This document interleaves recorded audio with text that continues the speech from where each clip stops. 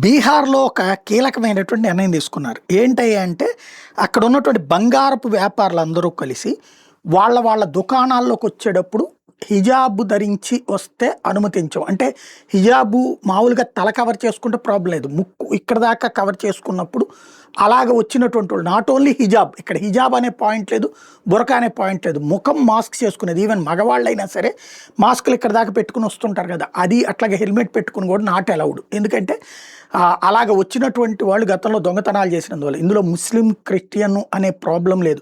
హిందువు అయినా సరే ఇక్కడికి దాకా మాస్క్ పెట్టుకొని వస్తే నాట్ అలౌడ్, హెల్మెట్ పెట్టుకొని వస్తే నాట్ అలౌడ్.